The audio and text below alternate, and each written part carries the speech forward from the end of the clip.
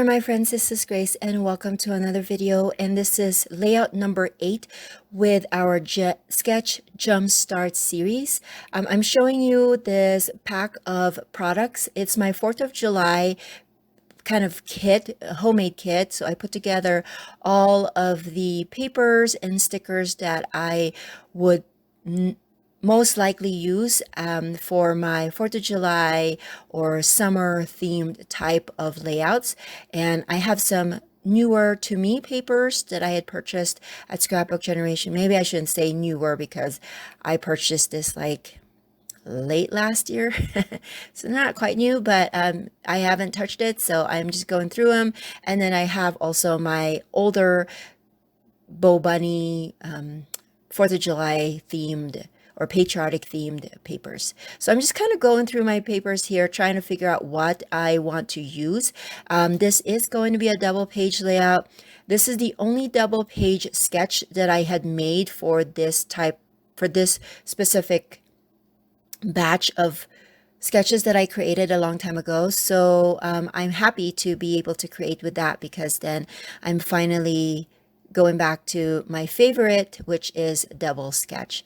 And if you have been watching me create layouts, you know that I love multi-photo pages. And so that's why I almost always, when it comes to events, gravitate to double page layouts. So I'm just going through my papers here, and I'm deciding that red and cream will be my main base pattern paper.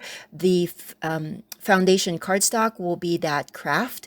And the reason why I picked that stripe paper is because I have about 1 3/4 of that.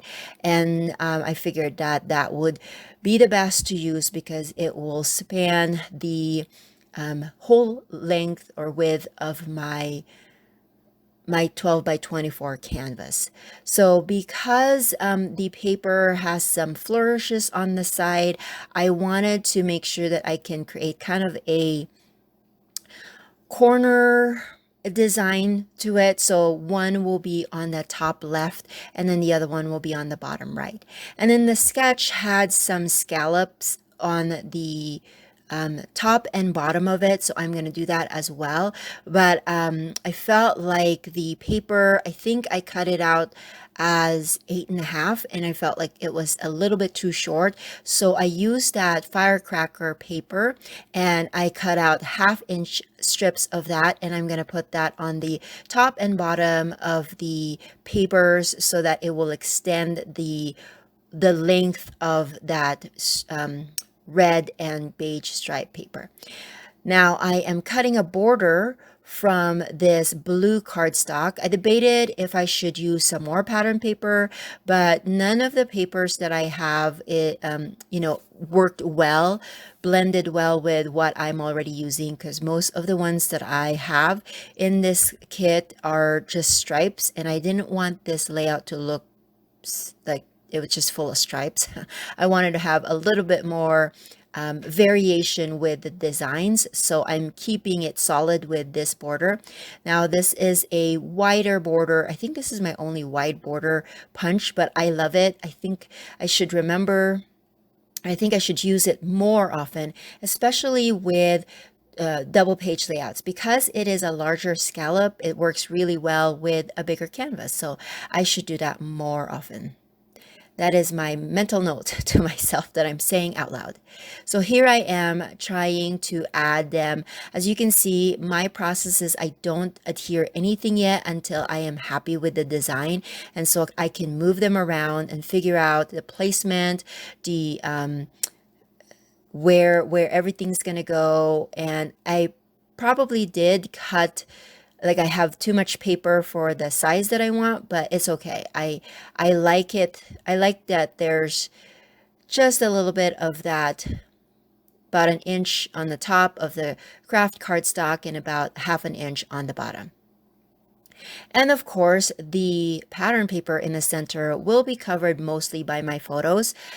In the sketch, there are a combination of 3x4 and 4x6 photos. Now, for the last, I want to say 5 years, I have been just printing my photos 3x4. I do sometimes do 4x6 as my main photo, but for the most part, especially because I like having lots of photos on my layouts, I print them as 3x4. And I do have a video showing you how I edit or prep my photos for printing, scrapbook printing. And so I'll try to remember to add that in the description box below.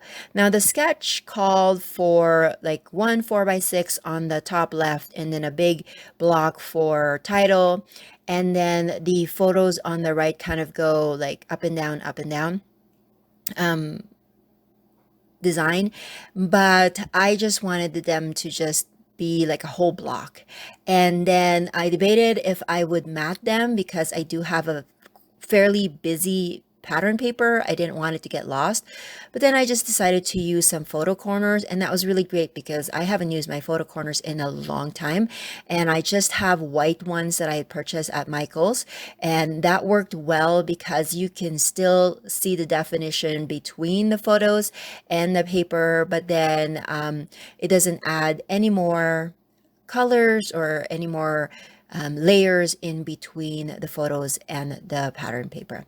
And then the title had this frame around it, and so I figured I would mimic that as well. I found a nesting die from Spellbinders, and so it's a label die, and so I cut out some scraps of paper with that, and then I did cut up some of the 3x4 cut apart paper that I had put in this kit. And so I picked two, one for my title which is Happy Fourth, and then one for my handwritten journaling. And basically I just wrote that we go to California to see our parents, both mine and my husband's parents who lives in California. We see them every summer. And so this one was my family's kind of reunion with my brother and his family, and then my other brother who is still single, and then my parents and my family. And so these are pictures of us having our get together, and then it was right around close to 4th of July, and so we did some fireworks, and so that's why I am giving this a theme of 4th of July, because that's what we were celebrating. And so now I have all of my photos and my title and my journaling. Now it's time to decorate. And so I am just layering some stickers. My goal is to just add stickers here to kind of use up the sticker sheets that I have. And so I'm just kind of playing around with them. They are a combination of kind of vintage looking plus kind of the cutesy type, but before that would matter to me that they are not kind of in the same tone, but now I don't care. I feel like they have the same theme and they would work fine. I mean, really, at the end of the day, when my family looks at this, they're not going to look at those details that I might fret about. They won't. They would just look at the pictures and maybe read the journaling. So that is my layout for today. If you like this video and would want to watch some more, please consider looking at my page or my channel here and looking at all of the various playlists that I have. This is my ongoing series that I'm doing here on YouTube for this year. I am just going through the sketches that I created when I was part of a design team a long time ago. And if you want to see these sketches, I have them on my blog, and it is linked on the description box below as well. So make sure you check that out. If you want to play along, please do so, and tag me on Instagram or here on YouTube, and I will catch you guys in the next video. Bye.